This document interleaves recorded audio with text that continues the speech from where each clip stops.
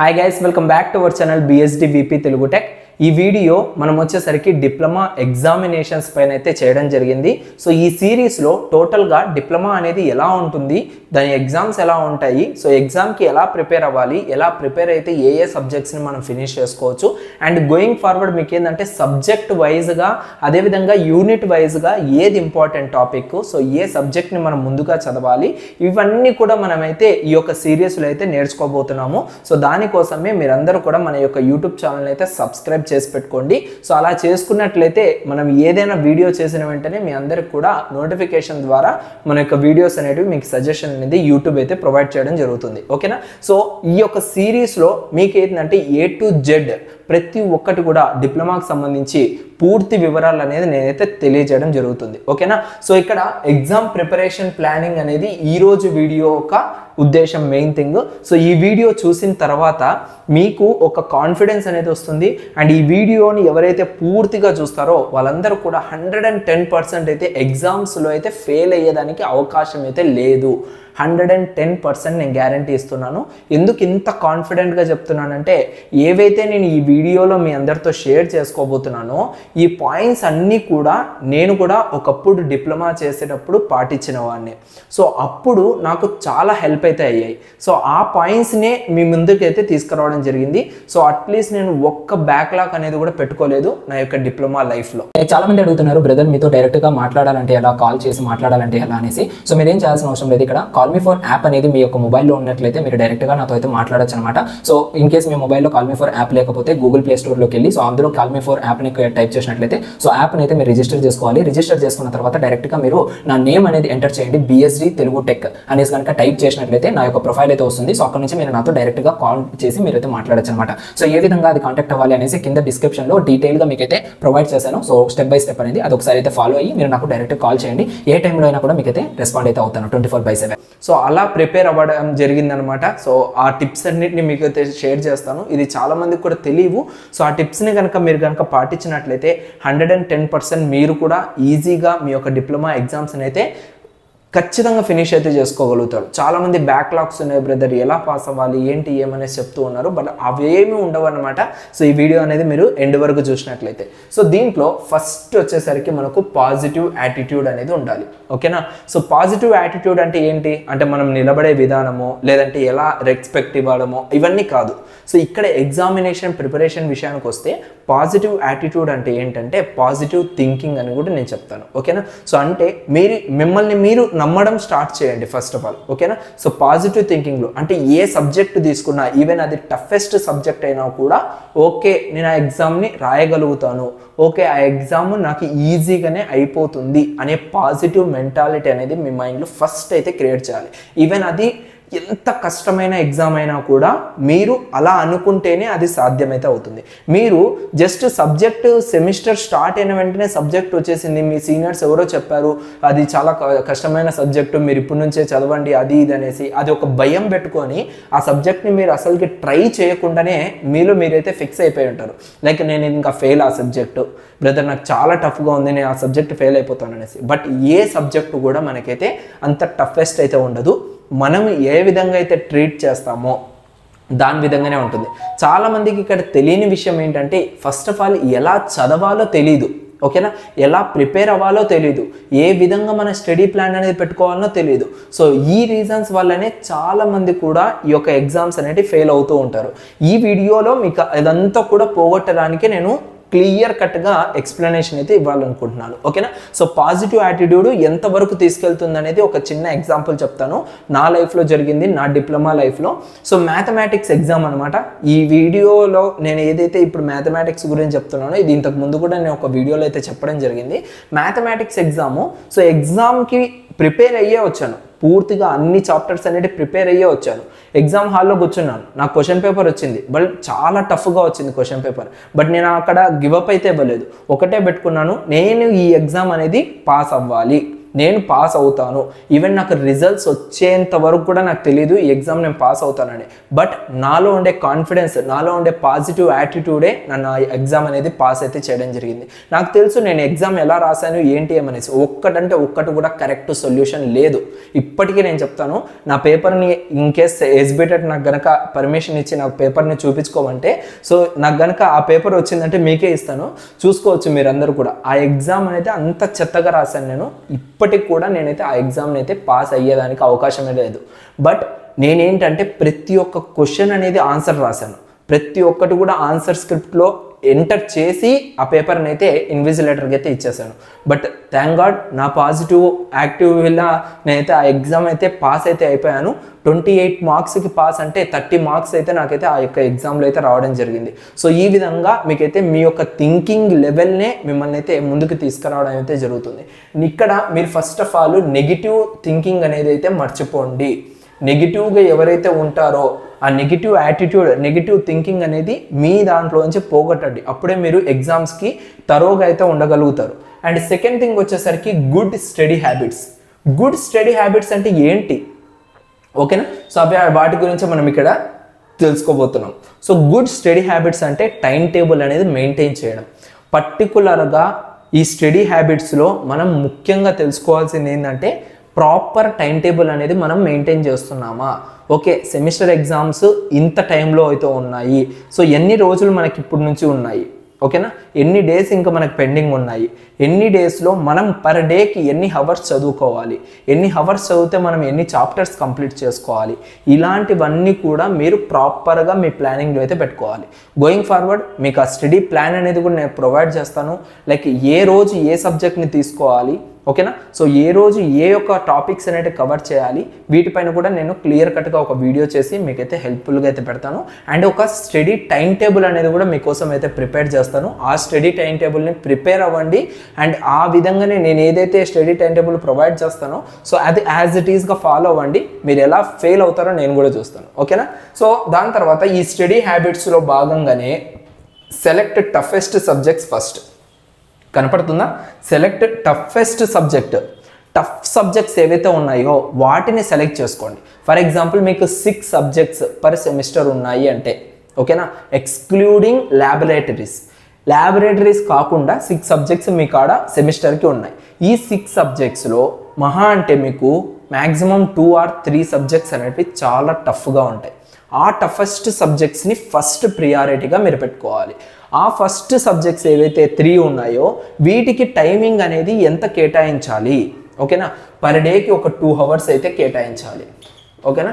అంటే ఈచ్ సబ్జెక్ట్కి నేను చెప్పట్లేదు, ఈచ్ సబ్జెక్ట్ కాదు. 3 సబ్జెక్ట్స్ ఉన్నాయంటే 3 సబ్జెక్ట్స్కి పోను మనకు 2 hours నుంచి 2.5 hours టైమింగ్ అనేది మీరు ఇవ్వాలన్నమాట ఈచ్ డే. అది మార్నింగ్ 1 hour అవ్వచ్చు అండ్ ఈవినింగ్ ఒక 2 hours అవ్వచ్చు. సో ఏ విధంగా మీరు ప్లానింగ్ అయితే చేసుకోండి. గోయింగ్ ఫార్వర్డ్ మీకు కూడా స్టడీ ప్లాన్ ఇస్తాను కాబట్టి దాని ప్రకారంగా మీరు ప్లానింగ్ అయితే వేసుకోవచ్చు. ఇక్కడ టఫెస్ట్ సబ్జెక్ట్స్ అనేది per day 3 hours, like per day 2 hours నుంచి 2.5 hours ఇచ్చారు అంటే మీకు ఎగ్జామ్ డే కల్లా మ్యాక్సిమం మీరు అవే రిపీట్ చేస్తూ చదవడం వల్ల ఇన్ కేస్ మీకు టఫ్గా పేపర్ ఎగ్జామ్ వచ్చినా కూడా మీరు ఆ ఎగ్జామ్ని అటెంప్ట్ చేసేదానికైనా మీకైతే వీలవుతుంది, ఓకేనా? సో నేను చెప్తాను ఇక్కడ అన్ని ఈజీ సబ్జెక్ట్స్ ఏనా బ్రో, అన్ని ఈజీనేనా మీరు అన్నట్లు అంటే ఉండదు. ఒక్కొక్క సబ్జెక్ట్ ఒక్కొక్కలాగా ఉంటుంది. దాన్ని నేనైతే యాక్సెప్ట్ చేస్తాను. ఎందుకంటే నేను కూడా ఈ స్టేజ్ నుంచి వచ్చిన వాడినే కాబట్టి కొన్ని సబ్జెక్ట్స్ మనకు అర్థం కావు. కొన్ని సబ్జెక్ట్స్ ఎలా అంటే మనం ఎంత ట్రై చేసినా కూడా కొంచెం ప్రాబ్లమాటిక్గా ఉంటుంది. సో వాటి వల్ల మనము చాలా కన్ఫ్యూజన్స్ అనేటివి ఫేస్ చేస్తూ ఉంటాము. ఎంత ప్రయత్నించినా కూడా మనకు ఆ చిరాకు వచ్చి చివరికి ఆ సబ్జెక్ట్ అనేది పక్కన పెట్టేస్తూ ఉంటాం. సో అలాంటి సిచ్యువేషన్స్ ఉంటాయి. సో దానికోసం నేను ఏంటంటే 2 hours నుంచి 2.5 hours ఎక్కువ ఏం పెట్టట్లేదు. 4 hours 5 hours చదవండి అనేసి చెప్పట్లేదు. జస్ట్ 2 నుంచి 2.5 hour వరకు పర్ డేకి ఆ 3 సబ్జెక్ట్స్ పైన పెట్టుకోండి. డైలీ ఒక 2 to 3 టాపిక్స్ అలా ఎన్ని ప్రిపేర్ అవ్వాలి అంటే ఇక్కడ దాని తర్వాత 4th పాయింట్ చూడండి, select more weightage chapters first, ఓకేనా? టఫెస్ట్ సబ్జెక్ట్లో మోర్ వెయిటేజ్ ఏముంటుంది మీకు క్లియర్గా మీ యొక్క ప్రతి ఒక్క స్టడీ మెటీరియల్లో కూడా ముందు ఫస్ట్ పేజ్లో వెయిటేజ్ మార్క్స్ అనేసి ఉంటుంది కదా, ఏ యూనిట్కి ఎన్ని మార్క్స్ ఉంటాయి, దాంట్లో హైయెస్ట్ వెయిటేజ్ ఏ దానికి ఉన్నాయి, మీ పాస్ మార్క్స్ ఎన్ని, హైయెస్ట్ వెయిటేజ్ ఏ యొక్క చాప్టర్కి ఉంది అనేసి మీరు చెక్ చేసుకోవాలి. హైయెస్ట్ వెయిటేజ్ ఏ చాప్టర్కి అయితే ఉందో వాటిని మీరు ఫస్ట్ ప్రియారిటీగా చదువుకోండి. అప్పుడు మీకు కోర్స్ ఇక్కడ మనకు కొన్ని సబ్జెక్ట్స్లలో 27 మార్క్స్ ఒక యూనిట్ చదివితే, ఇంకొక యూనిట్ చదివితే 36 మార్క్స్, ఇంకోటి అయితే 39 మార్క్స్, ఈ విధంగా ఉంటుంది. అంటే మనం జస్ట్ ఒక టఫెస్ట్ సబ్జెక్ట్లో జస్ట్ ఒక యూనిట్ చదువుకుంటే చాలు, మనం పాస్ అయిపోవచ్చు. బట్ మనం ఆ ఒక్క యూనిటే చదువుకొని పోవడం అయితే కరెక్ట్ కాదు. సో దానికోసం నేనేం చెప్తున్నానంటే ఇక్కడ ఫస్ట్ ఏదైతే వెయిటేజ్ ఎక్కువగా ఉందో దాన్ని ప్రియారిటీ ఇవ్వండి. దాని తర్వాత లోయర్ ప్రియారిటీలో జస్ట్ ఇంపార్టెంట్ క్వశ్చన్స్ ఏవైతే ఉంటాయో ఆ ఇంపార్టెంట్ క్వశ్చన్స్ని మాత్రమే చదవండి. మీకు ఎందుకంటే ముందుగానే టఫెస్ట్ సబ్జెక్ట్, అది టఫెస్ట్ సబ్జెక్ట్లో ఎక్కువ మార్క్స్ ఉండేది ఫస్ట్ చదువుతామంటే ఫుల్ ప్రియారిటీ, అంటే ఈచ్ అండ్ ఎవ్రీథింగ్ అనేది మీరు ఆ యొక్క చాప్టర్లో అనేది ఫినిష్ చేసేయాలి. అప్పుడు మీ చేతుల్లో అంటే 27 నుంచి 36 మార్క్స్ వరకు చేతులు ఉన్నాయి అనేసి మీకు ఒక హోప్ అనేది రావాలి. ఓకేనా? ఆ హోప్ వచ్చిందంటే రిమైనింగ్ మార్క్స్ అక్కడక్కడ మీరు చదువుకొని క్లియర్ చేసుకున్నా కూడా మీరు ఈజీగా పాస్ అయితే అయిపోవచ్చు టఫెస్ట్ సబ్జెక్ట్స్. ఓకేనా? అండ్ ఈజియెస్ట్ సబ్జెక్ట్స్ మీకు అందరికి కూడా తెలిసిందే. సో ఈజీ అనేది మీ మైండ్లో ఆల్రెడీ ఉంది కాబట్టి ఆల్రెడీ మీకు సబ్జెక్ట్ అనేది ఉంది మీ చేతుల్లో, అంటే 1 డేలో కూడా ఆ సబ్జెక్ట్స్ అనేది మీరు చదువుకునేదానికి అవకాశం ఉంది కాబట్టి no problem at all. 1 day అంటే రేపు ఎగ్జామ్ అనగా ఈ రోజు కూర్చున్నా కూడా మీరు ఆ యొక్క సబ్జెక్ట్ అనేది క్లియర్ చేసుకోగలుగుతారు. సో దానికి మీరు లోయర్ ప్రియారిటీగా చూసుకోవచ్చు. ఓకేనా?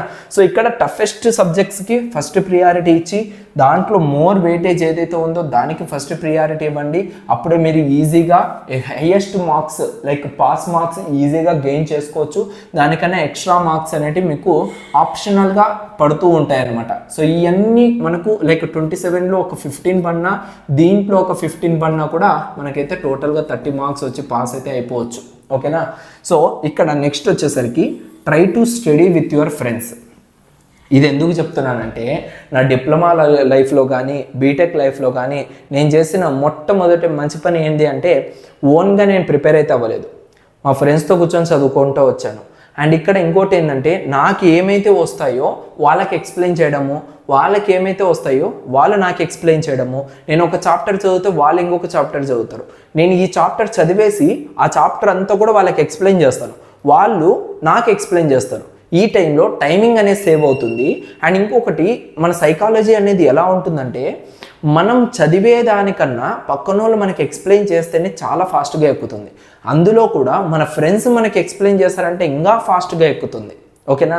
సో ఇది మీకు 110% అయితే యూజ్ అవుతుంది. ఇదైతే మీరు ఖచ్చితంగా ట్రై చేయండి. కంబైన్డ్ స్టడీస్ అంటూ ఉంటాం కదా, సో ఇది మీకు చాలా అంటే చాలా హెల్ప్ అయితే అవుతుంది. వీటిల్లో ఏది వర్కౌట్ అవ్వకపోయినా కూడా ఇది ఏదైతే ఉందో ఇది జస్ట్ మీరు మళ్ళీ ప్రాక్టీస్ చేయాల్సిన అవసరం లేదు, మళ్ళీ ఏమీ మీరు మళ్ళీ చదవాల్సిన అవసరం లేదు. జస్ట్ వాళ్ళు ఏం చెప్తారో అది మాత్రమే మీ మైండ్కి ఎక్కుతుంది. దాని ఫంక్షన్ ఏంటి, దాని ప్రిన్సిపల్ ఏంటి, దాని వర్కింగ్ ఏంటి, ఓకేనా, దాని అడ్వాంటేజెస్ ఏంటి, డిసడ్వాంటేజెస్ ఏంటి, ఎక్కడెక్కడ ఇవి యూస్ చేస్తారు, అప్లికేషన్స్ ఏంటివి, అవన్నీ మీకు వాళ్ళు డైరెక్ట్గా చెప్తారు కాబట్టి, మీరు వాళ్ళకి చెప్తారు కాబట్టి అవి డైరెక్ట్గా మీ మైండ్లోంచి ఇంక వెళ్ళిపోవు. ఇన్ కేస్ ఆ క్వశ్చన్ పేపర్లో మీకు ఆ క్వశ్చన్ వచ్చినా కూడా అరే ఇది వీడు నిన్న నైట్ నాకు ఎక్స్ప్లెయిన్ చేశాడు, ఓకే ఇది కదా వీడు చెప్పాడు అనేసి మీకు గుర్తుకుంటుంది. ఓకేనా? అలా ఒక్కొక్క చాప్టర్ ఒక్కొక్క ఫ్రెండ్ ఎక్స్ప్లెయిన్ చేశాడంటే వాళ్ళు ఏం చెప్పారు అనేసి మీకు గుర్తుకుంటుంది. అక్కడ టాపిక్ కన్నా మీ ఫ్రెండ్ ఓకే పలానా వినయ్ అనేవాడు ఇది నాకు ఎక్స్ప్లెయిన్ చేశాడు, రోహిత్ అనేవాడు ఇది ఎక్స్ప్లెయిన్ చేశాడు అనేది గుర్తుకుండి మ్యాక్సిమం మార్క్స్ అనేది మీరు ఇక్కడ స్కోర్ చేసేదానికి అవకాశం ఉంది గైస్. ఇది నేను ఖచ్చితంగా చెప్తున్నాను. మీ ఎగ్జామ్స్ అయిపోయిన తర్వాత రిజల్ట్స్ వచ్చిన తర్వాత చెప్పండి బ్రదర్ ఈ టిప్ అనేది 5th టిప్ అనేది మాకు 110% యూజ్ అయింది అనేసి మీరే చెప్తారు. ఇది కనుక మీరు 100% పాటించినట్లయితే. ఓకేనా? అండ్ 6th పాయింట్ వచ్చేసరికి ప్రాక్టీస్ ఎలా చేయాలి అంటే 7th పాయింట్ని బేస్ చేసుకొని మీరు ఏదైతే 3rd point 4th point use చేస్తారో ఆ టైంలో మీరేంటంటే 7th పాయింట్ అంటే షార్ట్ నోట్స్ అనేది ప్రిపేర్ చేసుకోవాలి. నేను ఎలా చేసుకునేవాడిని అంటే ఎగ్జామ్కి 1 month ఉండంగానే ఒక 6 books పెడతాను 6 సెమిస్టర్స్కి. ఆల్రెడీ నోట్బుక్స్ నేను రాసుకొని ఉంటాను కదా, అవి కాకుండా ఎక్స్ట్రా ఒక 6 books 10 రూపీ నోట్బుక్స్ ఒకటి తీసుకుంటాను, చిన్నవి ఇంత ఉంటాయి. సో అంతవి తీసుకొని నేనేం చేస్తానంటే యూనిట్ వైజ్గా మొత్తము ఏవైతే ఇంపార్టెంట్ పాయింట్స్ ఉంటాయో 2 మార్క్స్ ఏంటివి, 5 మార్క్స్ ఏంటివి, 10 మార్క్స్ ఏంటివి, అవన్నీ రాసుకుంటాను క్వశ్చన్స్ అన్ని. సో మా ఫ్రెండ్స్ కూడా నా దగ్గరకు వచ్చి ఆ బుక్స్ ఇప్పించుకొని చదువుకున్న వాళ్ళు కూడా ఉన్నారనమాట. సో అది నాకు చాలా హెల్ప్ అయ్యేది. సో షార్ట్ నోట్స్ అనేది మీకు చాలా హెల్ప్ అవుతుంది. సో ట్రస్ట్ మీ, అది కూడా మీకైతే చాలా అంటే చాలా బెనిఫిట్ ఇస్తుంది. ఈజీగా మీరు చదువుకునే దానికి కూడా అవకాశం అయితే ఉంటుంది. సో ఎలా నేను యూజ్ చేసేవాడిని అంటే just first 2 marks questions in case వాళ్ళు ఎటువంటి పరిస్థితుల్లో ఈకపోయినా కూడా నేనే కొత్తగా ఒక 2 మార్క్స్ క్వశ్చన్ అనేది ప్రిపేర్ చేసేవాడిని. అలా ప్రిపేర్ చేసుకొని ఎగ్జామ్స్ అనేటివి ప్రిపేర్ అయ్యేవాడిని. సో అది మీకు యూజ్ అయితే అవుతుంది. 10 మార్క్స్ క్వశ్చన్స్ కూడా మీరు మీకు నచ్చినట్టుగా ఎవాల్యుయేట్ చేసుకొని మీరైతే రాసుకోవచ్చు. ఎందుకంటే ఇక్కడ యాజ్ ఇట్ ఈస్గా వర్క్ బుక్లో లైక్ మీకు ఏదైతే టెక్స్ట్ బుక్ కానీ వర్క్ బుక్ ఉందో దాన్నే చూసి మీరు ఇక్కడ రాయాలనేది అయితే కాదు.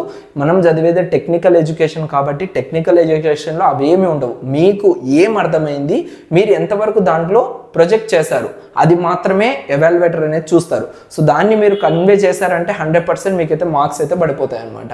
సో ఈ షార్ట్ నోట్సే మీరు 100% ప్రిపేర్ అయిన తర్వాత దాన్నే మళ్ళీ ప్రాక్టీస్ చేయండి.